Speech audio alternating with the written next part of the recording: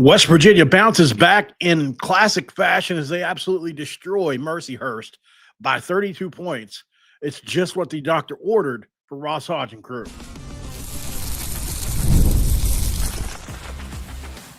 You are Locked On West Virginia, your daily podcast on the West Virginia Mountaineers, part of the Locked On Podcast Network, your team every day. What's up, guys? Welcome back in. My name is Mountaineer Paul. I am your host. Welcome back into Locked On West Virginia, baby, where we're talking about the Mountaineer basketball team tonight. And glad we are, as we are proud of them for bouncing back. Happy to see that. This episode is going to be brought to you by our friends, and we love our friends. Obviously, Game Time. With Game Time right now, download the Game Time app, create an account, and use the code Locked On College for 50% off, $20 off your first purchase. And let's roll, baby, into the first segment here, Locked On West Virginia, as West Virginia absolutely whacks the Mercyhurst Lakers 70-38 in a game that was only close one time early in the first half. I want to say it was in between the first 5-minute timeout and the I'm trying to remember under five. I'm trying to remember when. Let's see. It would have been somewhere along the line of right before, I don't know, it was in between probably 15 and 8 minutes to go, somewhere like that, where Mercyhurst made a run and got it within, I think, 7 or so. And then it was over with from there. West Virginia, the route was on. Really, this was a team performance. Nobody shined very much brighter than the other, at least in my opinion. I thought everybody played pretty well tonight. If you look across the board and just see how many guys had close to double figures, it's pretty crazy. Chance Moore really played well today. 4 of 8 field goals, 9 rebounds. Really love that. That's almost a double-double for him. One more rebound and it is on 11 points, 9 rebounds. So, and that's in 16 minutes. That's the peak of efficiency right there. Jaden Forsyth, I would love to see him get in and get that 3 really quick. But Amir Jenkins at the point guard, I think, was just incredible today. Loved his game. 4 of 7. He hit a 3. He had 3 rebounds. He had 3 assists. He had a couple steals. He was literally he did a little bit of everything today. Jackson Fields' first game back was really good. 3 of 5 from the field, 9 points for him. And that's what he can do. He can shoot it a little, right? Not an elite shooter, but unless he's been working on it, maybe we'll find out. But he's a guy that you can pick and pop with a little bit. He's not going to have to roll to the rim every time, which he can, and he can jump. He's like Lorient. He can jump. So I'm sure they were probably being careful with his hand not to have him rolling towards the rim and trying to dunk it. But, 12 minutes was a good starting point for him. DJ Thomas, I thought he came off and gave good minutes. Trey Eaglestaff has finally come back into his zone a little bit, 27 minutes, he had 9 points, 4 of 9 from the floor, 1 for 4 from 3, and I think that will improve. He had 8 rebounds, though. That's where he's been so good, a steal and a block. Like, if he's going to be that for us, we can take that all day long and this team will be okay. We'll just be okay, right? Now, if Eaglestaff gets to the point to where he's averaging 15 a game or something at some point this year, then you really need to watch out, because with Eaglestaff, here was the issue for them today. They were choosing to hug our three-point shooters, and so our guards and Chance Moore were just driving it to the rim, and we were throwing it down low, one-on-one coverage, and we just absolutely toot them to death. We toot them to death. This is, it's funny, like when you watch a game like this, how everybody was so freaked out over our size in the offseason, and I was too. I'm not going to sit here and pretend like I didn't worry about it. I did at times. And then you see a game like tonight where we were just feeding it down low and everybody's just dominating. I'm like, man, like obviously this is not a great team, right? But at the same time, it's like maybe we're not as bad down low as we thought we were going to be either, right? I definitely think Brendan Lorient's been a bigger surprise down there than a lot of people realize. And now you've got Jackson Fields to be that as well. Honor Huff didn't have a great day. I mean, he hit 2 threes, which is great. He had, I mean, not that he had a bad day. He was 2 for 6 from the field. He only had 1 rebound. He only had 2 assists. He did have 3 steals though. And he continues to be one of the best at that. I thought Jasper Floyd was very dominant in his own way today, especially on defense. He really applied pressure on the ball today, and it shows up in the stat sheet. He had 3 steals as well, and only had 1 turnover. So you can take that all day, every day. If I told you Harlan Obioha only had 4 points, would you believe it? It seems like he had more, but he only had 4 points. Brendan Lorient only had 9 points. Trey Eaglestep only had 9 points. It's crazy. We have 1, 2, 3, 4, 5, 6, 7, 8, 9 guys that had multiple field goals in this game. So, I mean, it's definitely, well, maybe not. I don't know. I have to go back and look. Maybe some of these are free throws, but, more than 3 points, right? You look at Forsyth. I really would like to see him come in a little more and shoot some more, but I understand why he's not. Glad to see Neil Howett get in a little bit more. But you kind of start to see what this team is going to look like, right? This is going to be a team that, you can either choose to stick on Trey, you can stick on heck, even Amir hit a 3 today, right? Any of our starters, even Lorient to an extent, is capable of hitting 3s.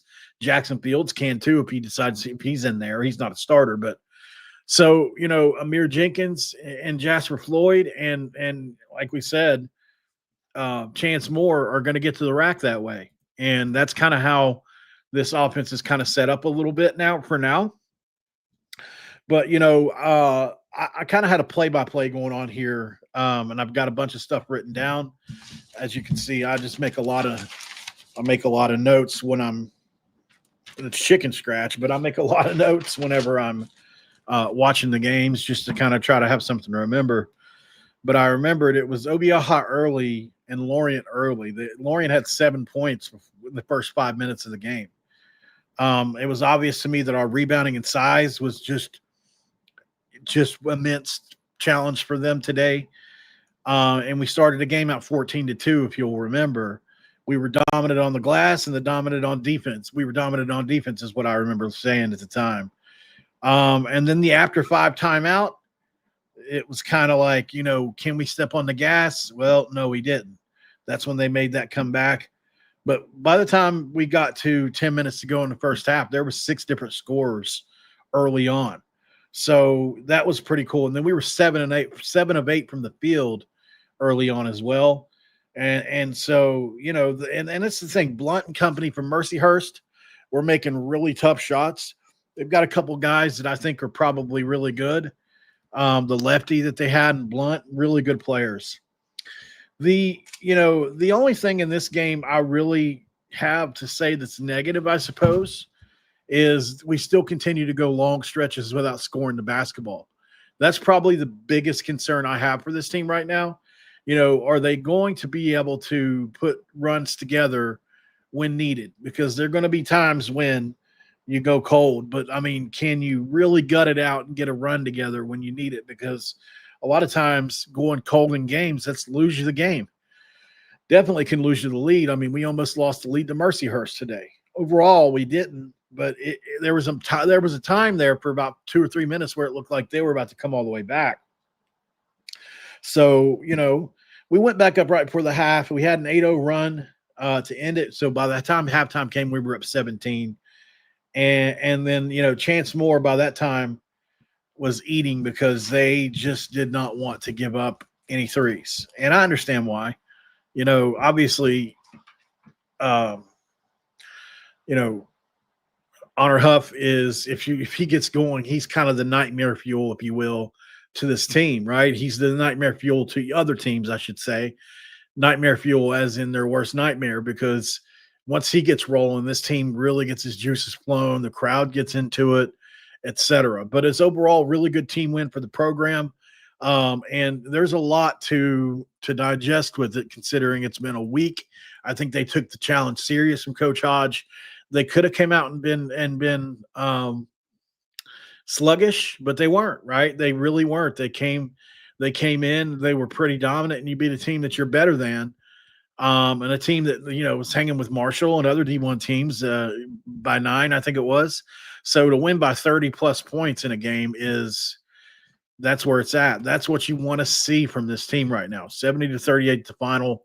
We'll talk about the schedule, upcoming games right after the break. Can West Virginia get a win against the Suckeyes? And this one's going to be brought to you by our good friends at Wayfair right now. No, I'm sorry, at Game Time. When it comes to Game Time, the World Cup is coming back to North America for the first time since 1994. And with 48 teams for the first time ever, it's going to be massive. Let's be honest. Getting tickets is usually the hardest part. That's why the Game Time app is clutch, finally giving fans a real advantage when it comes to snagging seats.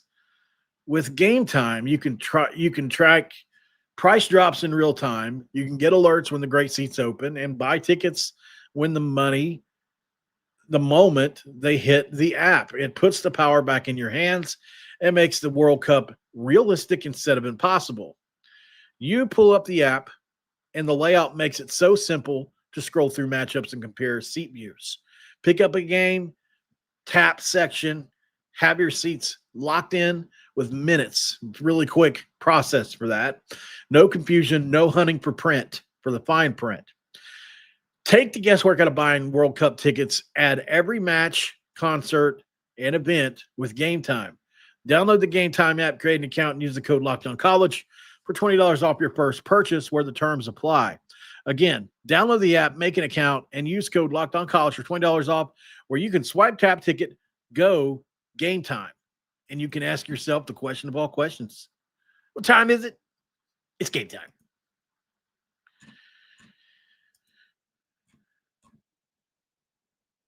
All right, guys, we're back here at Locked On West Virginia in segment 2.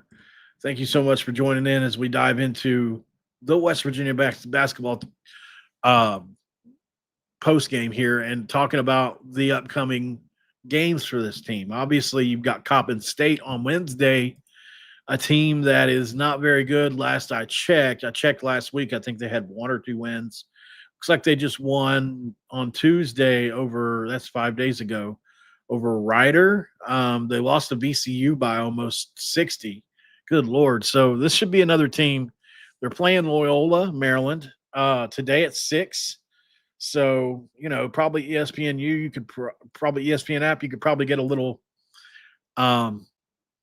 peek see at the Eagles. They were 2-7. So this should be another win for West Virginia. And it's not going to do anything for your resume. It's not going to do anything for your RPI or anything like that or your KenPom ranking.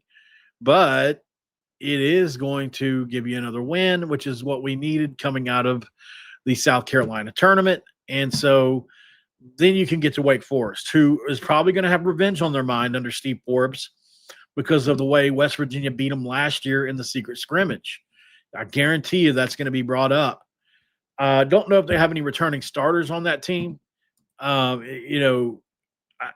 know that they have been playing well as of late.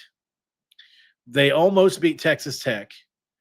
They beat Memphis. They beat Campbell. And they beat Northeastern, who was a pretty good team this year.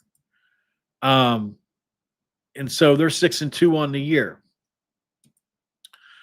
It's a team that West Virginia can beat, but it's also a team that can beat West Virginia, one of those kind of games. I don't know who will be the favorite going in. You've got 2 teams that are both 6-2, probably will be 7-2 going into that game. It'll be interesting. Obviously, Wake Forest has a big matchup with Oklahoma. So, will they come in to West Virginia 4 days later with a little bit tired legs? I don't know. But it is at home for West Virginia, and we should have a great crowd for that. It's on December 6th, so the students should be back. I don't really know how that works, to be honest, but it's at the Charleston Civic Center. Never mind. I just realized that. I just remembered that. I'm going to go to it. I forgot. I've totally forgot I'm going to this. It's at the Civic Center, so I will be there. It should be fun. Should be a good time. And I will be available if anybody wants to come up and holler at me for sure. Anybody wants to. All right. So beyond that, obviously you got the Buckeyes, and that's going to be a game that West Virginia is going to have to play tough in. Obviously, that's the one that I think a lot of us are looking forward to. Obviously, you have Little Rock, who is not the team that I think a lot of people thought they were going to be this year. They were picked, I think, first in their conference or second to win it, and they just aren't any good. They've lost to Texas State, they've lost to Murray State, they've lost to Marquette, they've lost to Southern Illinois, the Salukis. They play Central Arkansas, and then they play Arkansas State as well before they play us. So we'll see where they're at. Maybe they can roll a couple wins off, get some mojo going. But so they're probably like that's yet another team West Virginia should beat on the schedule. And then you have the Suckeyes, who obviously not a big fan of here. And I mean, that's just me. I'm not a fan of them at all. Hate them. Hate's a strong word, to be honest. But it's at Rocket Arena. So that's right there in Cleveland, Ohio. That's not Columbus. That's not the name of their. Wait a second. Is that another neutral site game? Hold on a second here. Rocket Arena is not Columbus, is it? Let's see that really quick. Yeah, that's the Cavs. That's the Cavs venue. That's what I thought. What the heck's going on there? I didn't realize that game was going to be also neutral site. So we've got yet another neutral site game, although for them it'll be a home game basically. I mean, it's in Cleveland. It's it's kind of the same, but West Virginia fans will travel well for that one too, and that'll be a fun one. But they've been really good so far this year. If they lost to Pitt by 1 point, so they're 6-1 on the year now. So, you know what? Pitt, I think, is a talented team. They have talent. We know that with their guards. And you look at what happened in this game, Texas Tech. Ohio State got 8 up by Cameron Corhen, DeMarco Minor. Amari Witherspoon had a good game, but Barry Dunning had another good game. And literally nobody else scored. When I tell you nobody else scored, this is the craziest thing I've ever seen. I haven't seen this till just now. When Pitt played Ohio State, they're starting, let's see, 1, 2, 3. Their starting 5 were the only people who scored. That's it. Nobody else that played scored. That's crazy. They played 7 guys in this game. Maybe they've tightened it up to just the 7. Brandon Cummings didn't even play in this game. Hold on a second. We know that's not normal. He should have played. So maybe he was hurt or suspended. It's hard to say. Deshaun Jackson, one of their big freshmen, didn't play. He's out indefinitely, I think, from what I remember reading. But yeah, so Pitt picks the 1 point victory up. I saw it. I saw the last few minutes of the game. But if you look at what Ohio State did in that game, Bruce Thornton went nuts. Devin Royal, the forward, he went nuts. He played 39 minutes in that game. Holy cow. Wow. Christopher Tilley, the center, had a big game as well. So it looks to me like maybe Corin, who, he's a guy that's kind of like a pick and pop guy for them, I think. Maybe I don't know. Maybe I'm assuming that he maybe pulled them away from the bat. I'm not really sure. I have to go back and watch it again, but that's a big win for Pitt and their confidence. And it looks good to West Virginia beat Pitt now. I think Pitt's going to be a team that's right there on the bubble come time. Ohio State's still 6-1, so it's a good non-conference win if you get it. But you got to take care of Wake Forest first, obviously. So lots of work to do for West Virginia. You got to get a couple of non-conference wins just in case you're 18 or 19 wins at the end of the year, which is probably about where you're going to be if you're asking me, because the Big 12 just looks so dang tough right now. Yeah, Big 12 is tough right now. So Let's go to break. We'll come back. We'll look at the Big 12 standings and talk about a couple of the teams ahead of West Virginia right after the break.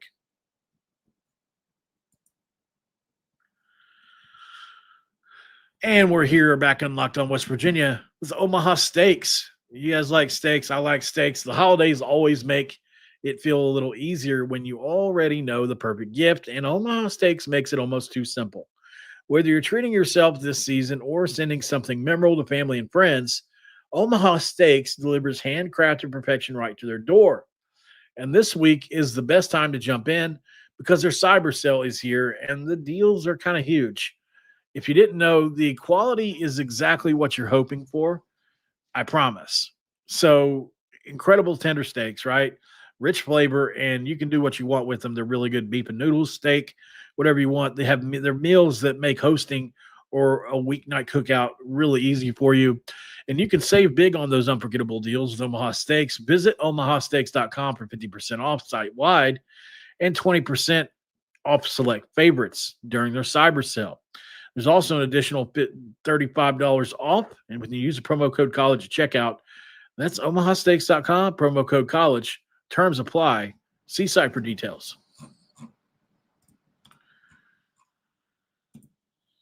We're back in segment 3. Hey, Mountaineer Moments in the chat. Good to welcome in, brother.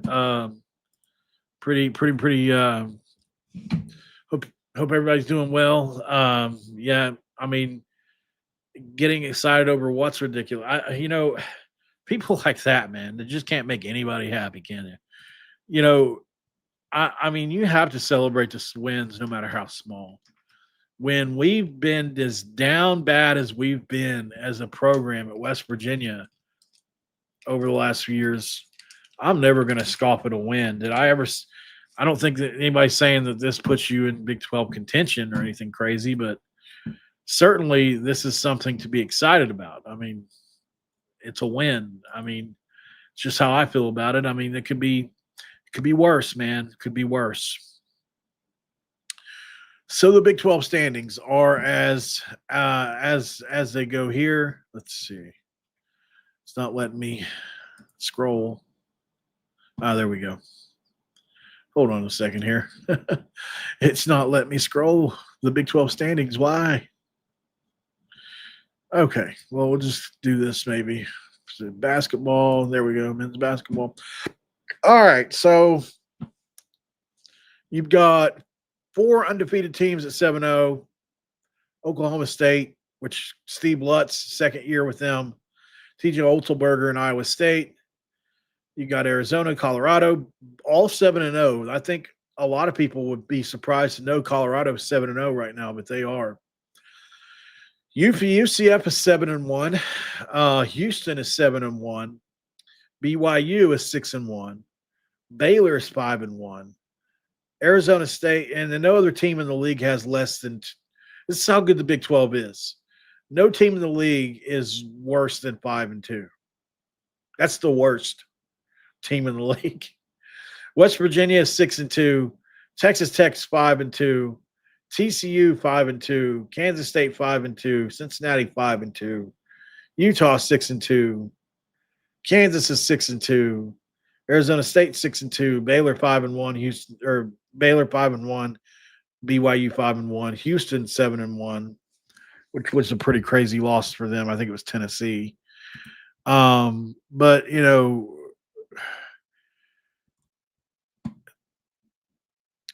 you look at a team like Kansas, who's won 3 in a row. They're pretty hot right now. TCU's won 3 in a row.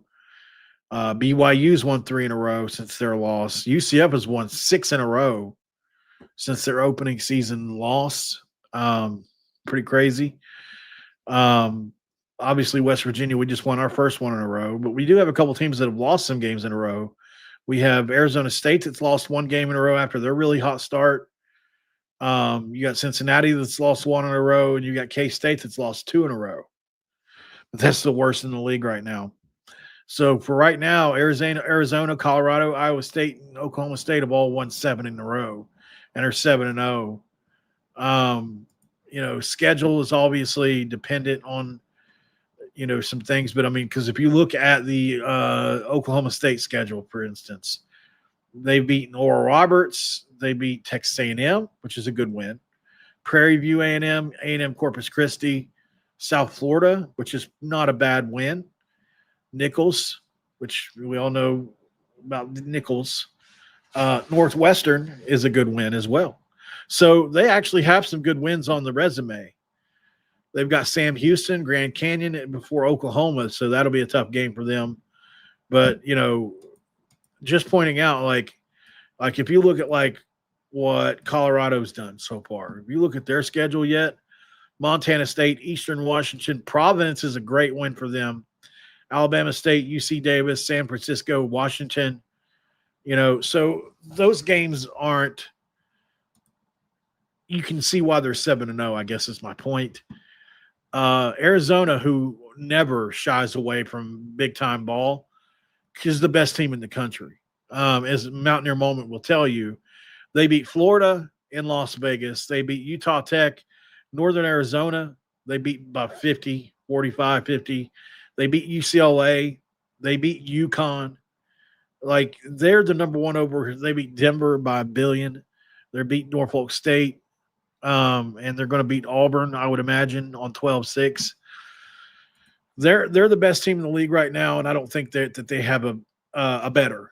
Like, they are just that good. If you haven't watched them yet, do so, please, because they are so good. They are so good. All right, y'all. Thank you for being in here. I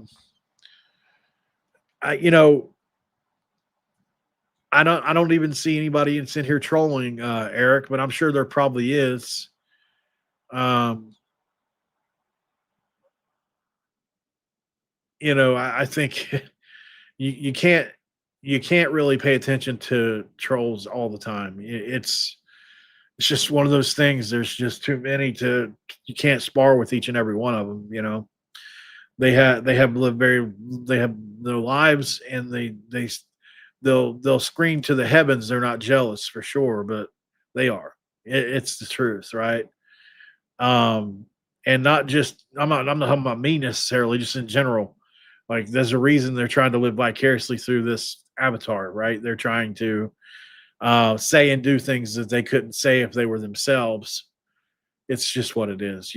So it's best not to challenge them because, and I'm guilty of doing it. Don't get me wrong. I am very guilty of doing it, but do as I say, not as I do. Thank you guys for being in here. Like I said, before I jumped into that tangent, we got a video we got to do here in just a minute. It's a big one, right? West Virginia's involved in some pretty big time prospects. Obviously, we have a guy committed to Penn State that will be announcing soon. West Virginia is in his top teams. So he will be decommitting from Penn State, I imagine, although he could stay. Virginia Tech is also in the running for him. And an Ohio State wide receiver was on West Virginia's campus yesterday, which I found out yesterday early, but wasn't allowed to say anything. And now it's public, so we can go ahead and talk about it. So we'll do that too. We're going to talk about those two. I've already broken down the film on them both personally, but they were just highlights, and I'm trying to find at least I hate to come in and break a guy down without watching at least a quarter or 2 quarters of his film, just watching him play after play, just like a brief breakdown. It's not like in depth for the NFL draft or something breakdown, but I do enjoy just having a peek and just giving my opinions on, oh yeah, he could, this is for this. As you guys know, I'm a hobbyist with it and all that. So let's jump off of here now. Big win for basketball, but we got to get into football now. If you guys can give me 20 minutes, I'll be right back with, and I mean no longer than 20, I'll be right back with a football conversation where we're talking about the Ohio State wide receiver that's on campus and obviously the potential switching and flipping of the Penn State commit, Matthias Lama, or however you say his name. So we'll be back in a bit, guys. Hang tight. I'll see you then. Thanks for making Locked On West Virginia your first listen. Make sure you check out Locked On Big 12 next. And don't forget to cue those country roads.